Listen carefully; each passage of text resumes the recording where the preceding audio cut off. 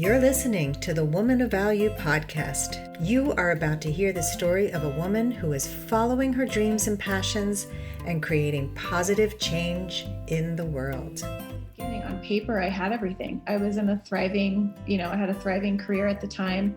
I was getting promoted. I was really, really good at putting on a very happy face to the outside world, which a lot of people who suffer from depression, Robin Williams, lots of people that you've known that have actually committed suicide over it, you didn't even know that there was anything going on inside of, for them, because on the outside, it looked like they had everything together. In 2009, Megan Hill was 27 years old, and on paper, her life looked perfect. But behind the scenes, it was a different story.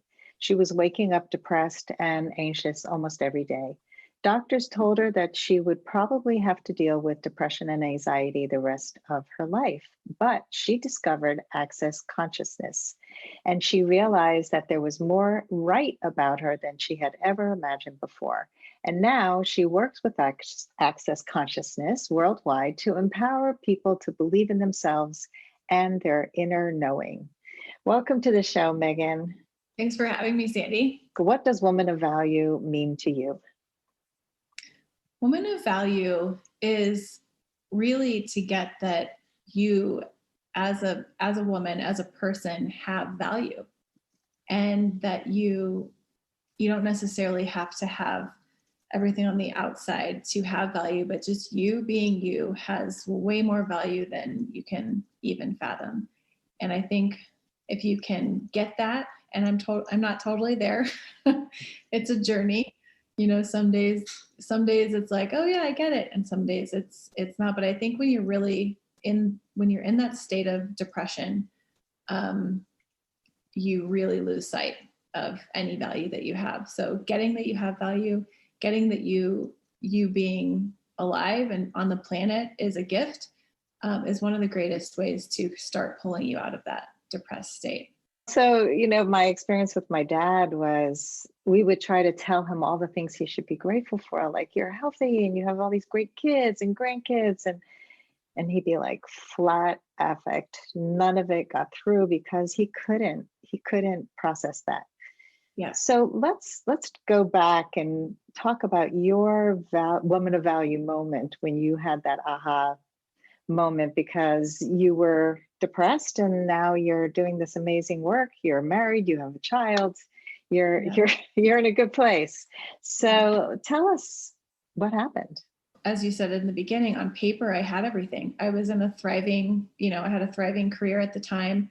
I was getting promoted. I was really, really good at putting on a very happy face to the outside world, which a lot of people who suffer from depression, Robin Williams, lots of people that you've known that have actually committed suicide over it, you didn't even know that there was anything going on inside of, for them, because on the outside, it looked like they had everything together.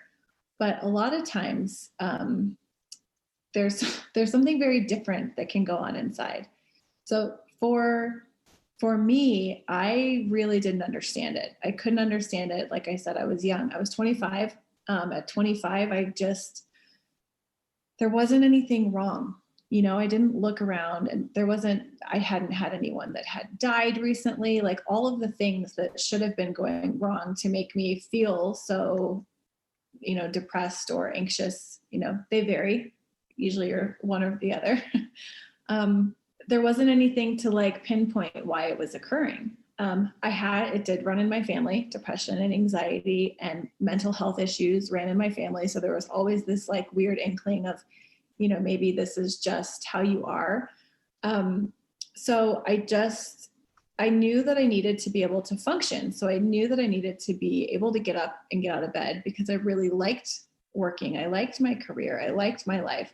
So medication became the only option at that time. And what they described to me was that my brain was basically like I'm not going to give you the correct medical explanation here, but basically from what I understood, it was like the neurotransmitters weren't connecting, and the medication would help facilitate that so that you could, level out the ups and downs that was occurring. And at the time, what they said is basically, this is how your brain works, and you will always need medication, because otherwise you will go in these highs and lows. At the time, that was what worked, and it worked. And medication, when you are that depressed or you have anxiety that's debilitating, it does work. So this isn't anti-medication at all. It helped me dynamically until I could actually find something else. So the moment that actually gave me the sense of, the aha moment was, I had called a woman who was like a spiritual intuitive at the time. I was trying all sorts of different weird stuff. I was trying meditation. I was trying any metaphysical woo-woo stuff I could find. I was reading books. I was doing everything. I was taking, looking how I could use food to balance it, like really trying anything to not have to be on medication, because medication also has a few side effects that are not that pleasant. And I called her and I had asked, she was kind of a spiritual body health intuitive. And she said, hey, I'm trying this new stuff. It's going to sound really weird, but I just want to ask you. She said, where are you living right now? And I said, I'm in an apartment building. And I had a roommate at the time. And she said, is it possible that 98% of everything that's going on is what you're picking up from people around you? And that blew me away. I had no clue. I knew that I was intuitive. Those were words that I'd always, had always been used to describe me. I was very intuitive. I was very observant. I was very aware of the world around me, but I had no idea that awareness of the world around me was also, because I didn't quite get the vastness of it, was also impacting me in this way, because I was picking up not only on the good stuff, but also on the bad stuff. So when she asked me that question, is 98% of all of your thoughts, feelings, and emotions, is it possible that they might not all be yours? Would that change how you woke up every day? And it was a yes. And it was huge. And then she talked about other stuff, but that pretty much that question is any of it yours, or is all of it yours, set me free. So would you consider yourself like a highly sensitive person, an empath? Yes. Highly sensitive, empath, emotion, those are all emotional, but those were also the gifts of me. And when I was on medication, it numbed most of that out. So it numbed out the world, which was really amazing to wake up and not have, feels like the whole world is sitting on your head. But it also took out the joy of, being able to have those increased senses and sensitivities that can be a huge gift, and is a huge gift, actually. I love that you bring that up, because I think a lot of people who are empaths and highly sensitive have been told their whole life that they're too sensitive and there's something wrong with them. Yeah. My whole family is highly sensitive. So and most of my coaching clients as well. And I think that owning the gift of it, but being able to also not absorb the stuff that's not yours. That's the key. And so not taking on everything, because it's overwhelming, it's confusing, it's depressing to take it all in. My son used to be so highly sensitive to people's energies that he would just fall apart when certain people would come over. He would have to be in his room for like 2 days, just re-energizing. And that's how sensitive he is. And it's also this huge gift. So when you don't have that awareness, you're seeing it often as a burden, or you don't know how to recover. Especially now things are a little bit different. I feel like that was about 20 years ago or 15 years ago. But that was my whole life. I didn't know why, after being in a crowd of people, that I would want to be alone, or there was nothing out there. So I'm so grateful that you have a show about it, and that, people have different resources that they can find to let them know that it's okay. Just to have someone like you as a mother that's like, it's okay for you to go to your room for 2 days if you need that time. It's not wrong. Yes, it's not wrong, but it can also stop you from living. So you have to find a way to work it. to work Yes. through it. So tell us, okay, you had this moment of awareness, and then what happened? So then it was so life-changing just to like really start looking. From that moment, I started going through every single day looking at, oh my God, okay, is any of this mine? Because a lot of the other things, so in Access Consciousness, there's this tool, which is where this question came from, is who does it belong to? And you ask that for all of the thoughts, feelings, and emotions that you have so that you can start getting a sense of, okay, if this one's light, then it's true for you. If it's heavy, it's not yours and it doesn't actually belong to you. So you can start kind of like ping-ponging different stuff away so that you can move through the world without having to depress and compress yourself into a tiny little, bubble or shield yourself from the world. It allows you to expand and look at, okay, there's just all these energies. Some are heavy, some are light, doesn't matter, but they don't always have to be yours. So with that, it's also with the body, 80% of everything that you feel is your body's awareness. So your body is this really, really dynamic source of information. So it's like I started noticing, I worked in advertising at the time.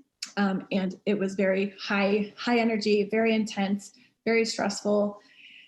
And I would notice that the moment I would walk in the door, my whole body would kind of clench up, my heart would start racing. But I started being able to walk in the door every morning and look at, okay, is any of this mine? Nope. Okay, I can actually move through this and have total ease with it. So that I just literally, with that one tool, I changed so much of what was going on for me. And then there's another thing called the access bars, which are 32 points on the head that allows you to dissipate the thoughts, feelings, and emotions that are kind of like cramping your head at a certain point. And that helped a lot as well, which gave me the space of me so that I could actually move through the world and know what wasn't mine. So that was the first step. And then someone asked me, I did another interview, and they asked, do you remember getting off medication? And was that hard?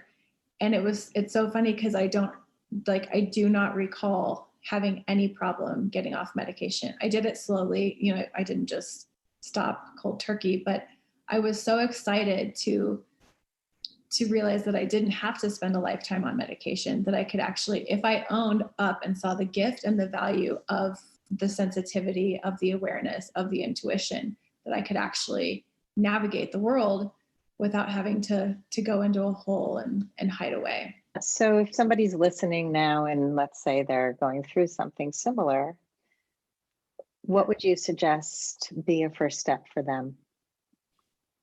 The first step is to ask that question. So is any of this mine?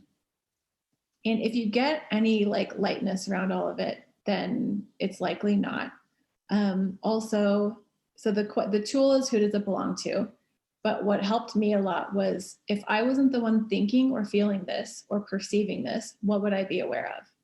Because it helped me see that not everything that went through this crazy head of mine was mine. It's a little bit bizarre and daunting to think that you could actually be having thoughts that aren't yours. So if you can start asking and popping open like, okay, that's not mine. Or if you're interacting with somebody and you start getting cranky and you weren't cranky 5 minutes before that, okay, is this my cranky or is this something that I'm picking up on around me? So just really start moving through the day. It can be as simple as noticing, if somebody calls you and you all of a sudden have a moment of, I guess it's sort of like compression or depression. That's what occurs, is your world gets a little bit smaller. Well, what if it's not your world? What if you're aware of different people and everything that's going on for them? You might even think of someone and go kind of like, and notice, okay, is any of that mine? You can even think of something that's going to occur, like if you have a job interview or you have a date, you are so aware that you'll pick up on energetically what that'll be like. So you just need to ask, okay, is this something that I'm aware of? And this is huge. Like I'm saying this as though it's, the this is so easy, but this is really, really, really huge if this is your first time hearing this, because you start getting a sense of how aware you actually are of everything. And how, if you can actually get a sense of, at this point, I'm like 99.9% of everything that I'm aware of isn't mine. But it doesn't mean that I'm not aware of it, which is key. It doesn't go away. There's no magic pill. The pills definitely were awesome because they took that away. They numbed it out. But this doesn't mean that I now don't have those moments of waking up with fear or waking up with anxiety or sensing stuff going on in the world. That's all still there, but I now know that it's not necessarily mine and I don't have to deal with it. I know that some stuff's not yours, it's somebody else's. We have what's on our side of the street, what's on somebody else's side of the street, as they say in recovery. But there's also stuff that's ours from a long time ago. What about the old triggers, the things that come up from some of the trauma that we've experienced in the past? Those things are still often with us. It's really about us, but it's not happening now. So what do you do with stuff like that? There's this magical wand in Access Consciousness called the Access Consciousness Clearing Statement. I don't know if anyone's ever talked about it on your show. But you can go to theclearingstatement.com, and Dr. Dane here, who is the co-founder, he has this amazing explanation of it. It is this very unique way of being able to destroy and uncreate, meaning taking the moment that you created something. So whatever that thing is that triggers you, you can literally just say POC and POD, which stands for point of creation and point of destruction, and literally dissipate the energy that's creating it. So say you have some trauma that you had in your life. The moment that fear comes up, or that whatever it is that gets triggered, you can say, okay, I destroy and uncreate everything that this is and everything that I allowed this to create. It starts putting you in the magic seat of being able to actually change what's going on in your life. Interesting. So I will link to that in the show notes. This is a big issue for a lot of people that don't even realize that they are triggered, or let's say a different example might be that somebody hasn't eaten in a long time or hasn't slept well, and they come in and they're biting somebody's head off because they're just out of sorts. They haven't done any self-care. So if you're that person, I know what it is to be on the other end of that, like to have somebody yell at me when I know there's nothing going on. And I'm like, yeah, that's not mine. That's yours. but what if you are the one who is always, not taking care of yourself? Like how would that person get an awareness that they're neglecting their self-care, they're not eating or sleeping enough or as often as they need to? Is there a way to have that awareness? Well, if you're listening and you are that person, then we can actually go into something that changes that. But if you're talking about a person who's like that and has no desire to change that about them, there's very little that you can do. On the receiving end of it, I can give you lots of tools to be, on the receiving end of that, which is totally different. But so say if you're someone you're finding yourself really cranky, you're going off on people, you're being something that you don't even like. If you start to acknowledge, okay, what I would choose this for what reason? And really look at that. So Access Consciousness is all about asking questions. So that if you ask the question, the awareness can come up. And it can change anything. So it's not that everybody else is doing stuff that's, terrible and you're awesome. It's looking at, okay, I would be choosing something like this for what reason, and what would it take to change it? So one of the questions that I love, before we started the show, I was talking about how I'm a mom. So I have an 8-year-old, and we have moments, as you do. We've also been quarantined for a while. So if I find that I'm getting cranky and I react in a way, I will ask myself, okay, who am I being? Am I being, as a mother, there's a lot of things that I didn't know how to do as a mom. So I reference how my parents raised me, or I reference other parents out there that I think are great parents, or I reference who knows what. But if I were truly being me right now, what would I choose? Because I truly wouldn't actually like to be cranky. And then I acknowledge it. Okay, I'm really sorry. I am being a complete cranky pants, and I'd like to change it. And I'm, just acknowledging that the energy is there, because the other thing is we're not perfect. None of us are perfect. We have our moments. We have our days. So being able to be like, okay, take a moment. Okay, then ask yourself, okay, what do I need to actually do to start honoring me, to get back to that place of where I have allowance, where I have peace. Maybe it's that you need to take a bath, or that you need to go outside. The earth can be very nurturing. Just go spend a moment. If you're having one of those days where you want to yell at everyone, just go outside for a minute and ask the earth what it can show you about you that you may be forgetting that you are. Yeah, a lot of people take their shoes off and make contact directly with the earth. Can't do that everywhere in the world right now, but if you can, the earth is amazing way to ground yourself. If you're in a city, you can get a plant in your house, get something that is nurturing, and just take I joke with my kid, that I need a timeout. So if you are an adult, you don't even have to have children, but you can put yourself in timeout and just calm down. It's funny how timeout was always like a punishment. You can be in timeout, but it's actually a gift. And I would definitely put myself in timeout. Taking a bath, locking the door. When my kids were little, the only door that really locked was the bathroom door. And that was my solace. Like, I am not to be disturbed, bringing a book in, candles out. But even in the middle of an argument, I know that I need time to decompress, to get centered. And so I will say, I remember years ago, I used to say, if I was really triggered by one of my kids, I need to take a break because I don't want to say something I'm going to regret. So I'm going to take some time to cool off, and then we'll continue this conversation. So it's all those ways of really knowing, how are you going to calm down? We have so much control that we think we don't have, right? Well, and it's also another, this is why I've loved Access Consciousness. And I can't even necessarily, I think Dane's book, Being You, Changing the World, and I know you've had him on here, in his book, he goes through a lot of this, and Access not only invites you to ask, who does it belong to, but it also gives you this way of dealing with what you are aware of.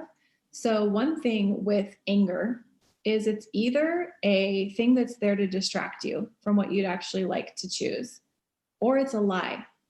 So if you are having, there's a lot of anger in the world right now, especially with politics and all of the coronavirus stuff and the lockdowns. And there's a lot of stuff that's out there we're being lied to about.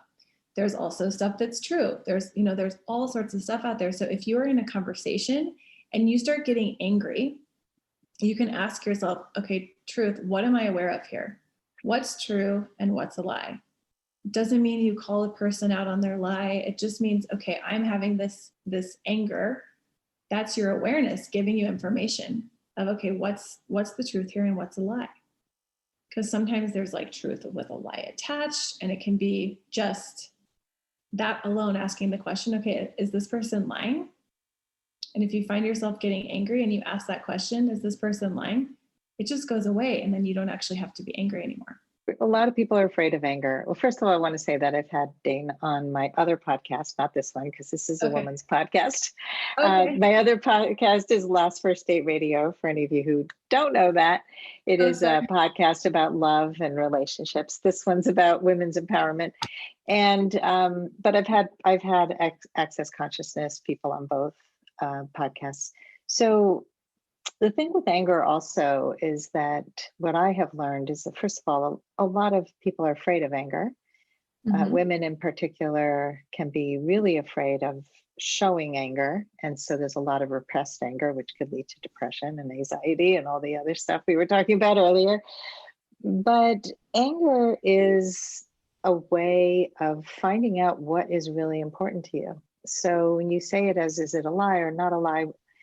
The way I like to talk about it is there's a value or a need of yours that's usually not met or being stepped on or disregarded or abused in some way. And I actually like getting angry. I like when this emotion starts to well up in me because I'm so even keeled most of the time that when anger happens, I ask myself, like, what's underneath? Because it's never just anger. Could be frustration, there could be sadness, there could be a mourning, there could be many, many different things. And I like to dig deeper underneath the level of the outside of what anger is. Do you find that also? I do. And you reminded me, it's also oftentimes misidentified potency. So especially as women, I'm a very potent woman, but that has been used against me as, okay, you're just a bitch, or you are, you're too strong. Can you actually simmer down and be quiet and be sweet and be good and be, be all the things? And it's like, I can be all of those things. But if I have to, that does cause a massive amount of suppression and depression. So just, the anger comes when you've suppressed it for too long and you pop, So it's like, look at in your life, if you're someone who suppress and explode, perhaps along the way, okay, what am I suppressing here? And it doesn't mean that you have to be exploding every single day, but notice when you are, again, that question of who am I being really can help dynamically. And if I was being me here, what would I choose? Not who I think I need to be, not who my kids think I need to be, not who my husband thinks I need to be, not what's the right way to be. But if I were truly just having total allowance for however I was choosing to show up, what else could I choose? It takes that pressure cooker and kind of allows it to flow more. So as you were saying, don't be so powerful, tap it down. I found myself getting angry because that's a big trigger point for me. Somebody saying, don't be you. Yep. I think a lot of people don't even know who they are, right? So when you say, who am I being? And, am I being true to me? I've had clients say to me, who should I be on a date? How should I show up? And I'm like, show up as you. And they don't know what that is because their whole life they've been trying to meld and, sort of conform to what other people's expectations are. This is another reason why people get depressed and confused. Absolutely. And don't find love because they're not really connecting authentically. The one thing that I can say about if you have no idea who you are, that's great. You're in a great spot. Because most of us don't. And that was, I think, part of what was creating a lot of depression and anxiety for me back then. And even still now, sometimes it's like, I don't know who I am. But what if you don't have, because at that time I was 25, that was serious pressure for culturally to find out who you are. I had just graduated from college. I was living in the Midwest. It is like, get a job, make sure your career is great, find somebody that, is crazy enough to marry you, and all these things. And I was like, and so if you have no idea who you are, awesome. Who could you be today? And what would you choose? Beyond what your family wants you to be, beyond anyone you've been in the past, like what if just for today, when you're listening to this, you could just erase everything that you were yesterday and look at who you'd like to be today? I like that. It's one step at a time. Exactly. Yeah, because it's hard to see the whole staircase. As Martin Luther King said, I've had clients who needed to take one step at a time because they would look at the whole staircase and go, oh my God, I can't do that. That's too many steps. And you go, okay, what's one step? What's the first step? What can you do now? If you are someone that has anxiety and depression, one step is, because the thing is if you are as highly sensitive as you are, if you're listening, and you look at all the steps, you get the download of all the steps instantaneously. And that can be overwhelming. But you can also Sure. ask, okay, do I have to do all of it now? And is it as overwhelming as I think it is? Because your mind is designed to pretty much put you into that doubt. So a great way to bypass it is, yeah, just take one step, just take 2 steps.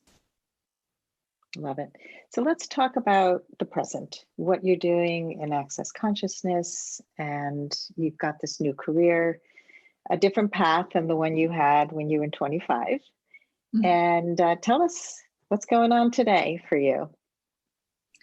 Well, I still use the tools every single day. So I think that's one of the things that is different is it's not like I just did this one thing, 15 years ago and now I'm amazing. I still have days where I wake up and my awareness of the world is a bit grander than what I think I can handle. So I use all of these tools that you can find on accessconsciousness.com. We also have a thing going on called You Are Not Alone. So it's accessconsciousness.com/You Are Not Alone. And there's videos with different tools that you guys can start using now. But I literally use the tools every single day. And that's what I love about them is they're tools for living so that you can actually not, go into a cave or think you need to disappear from the world. So I'm doing lots of stuff. I'm still, I'm loving the inspiring ways in which I would love everyone in the world to know that these tools are available, especially if you're someone out there who is depressed, who has anxiety.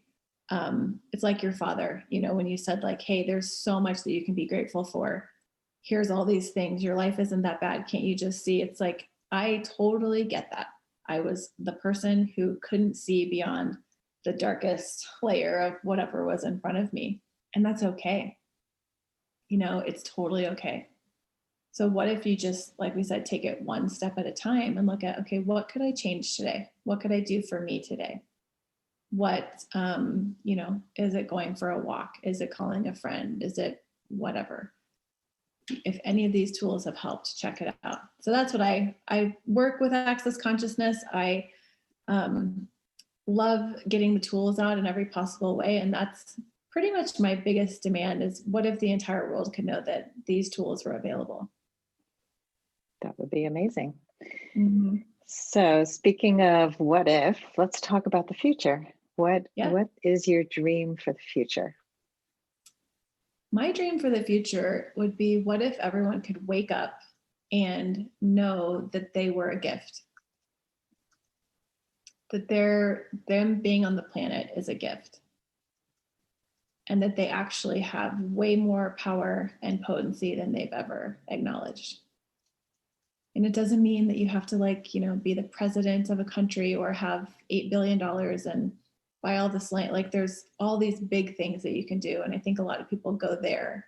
But like, what if literally you being you, when you wake up, you just choosing to not judge yourself that day, you choosing to not judge someone else that day, you asking a question that inspires a different possibility. What if that is truly the way that will actually create a different sense of possibilities on the planet? Sounds pretty awesome. It would be like pretty amazing world. Like you with your show, it's like, you're doing this to invite people to know something else is possible, that they're valuable. Yeah. And I'd love for everyone to be able to be that and do that and create that in the world in whatever way that works for them. Sounds fantastic. So let's go to the lightning round. What was that? What's your what if? What's my what if? Oh, you're the second person in a row to ask me the same question I asked them on my podcast. What's my what if? Oh, for me, it's more about relationships. What if people had the tools to have healthier relationships, both with themselves and with others? And really what it boils down to is knowing ourselves, really getting clarity around what we stand for, how we want to show up in the world, and how we communicate to each other, with each other, setting boundaries, communicating clearly and kindly, because we have clarity, because we know who we are, because we know what we stand for. And I think we'd have a lot less anger and resentment and polarization if people could do that. I like that. Thanks for asking. So let's go to the lightning round. This is a rapid questions for you. Are you ready? I'm ready. All right. I used to think I wasn't blank enough. Good enough. Okay. What was the number one thing holding you back from becoming a woman of value? Myself. As in everybody. What's the best advice you can give to a woman who wants to become more empowered? Stop judging yourself. Stop judging you, stop judging your body, and stop judging everything you're creating, and just go for it. Just go for it. What advice would you give to your younger self? Stop judging you, stop judging your body, and just go for it. It's like, yeah, and don't get so caught up in the small stuff. And don't worry about what other people think about you. That would be awesome if we all could stop worrying about what others thought about us. Yep. Okay, next question. What is something that people often get wrong about you? I guess the thing that would come up is that I'm, like we talked in the beginning, I can be very like potent and aggressive. So people have thought that I'm a bitch, or I'm I guess, yeah, a bitch, but I'm like, I'm not, I'm a very nice person. But I think that the intensity with which I can show up can be misleading. And I don't always have like a perfect smiley face on. So my face, I don't do the good cheerleader face very well. So good. That would be exhausting. Don't be misled by my face. You don't have that resting bitch face or the resting cheerleader face. And resting bitch face all the time, but I don't really know how to change it. So I've given up trying. I haven't seen it once since we started talking. So well, I'm naturally enjoying the conversation, but if I had to like put a fake one on, I'd be like, so. Okay. So finally, Megan, how would you like to be remembered? I would like to be remembered as someone who just wanted to have a fabulous time changing the world, having more fun than you can imagine. And I hope that I also inspired a bit of humor along the way. Humor and changing the world, but not forgetting to laugh about it. If you can't laugh right now, especially right now, don't take life so seriously.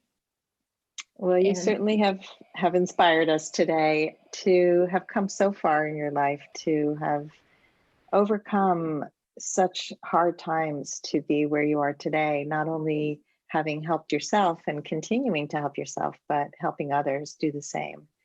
And to me, like, if you can do that, you're creating positive change in the world. You're doing what you're meant to do on the planet, which is awesome. Thank you. I'm just getting started, I know. A lot left to create. Awesome. Well, thank you again. And keep being a woman of value, putting out value in the world. Thank you for having the show and having a place for women of value to actually inspire each other. If you would like to step more fully into your value, grab a free copy of The Ultimate Guide to Becoming a Woman of Value on my website, thewomanofvalue.com. Just click the link at the top of the homepage. And if you haven't already done so, be sure to click the subscribe button in your listening app. And if there's something in this episode that inspired you, please share it with others, because the more we share these inspirational stories, the more women of value we will have in this world. I'll see you next time.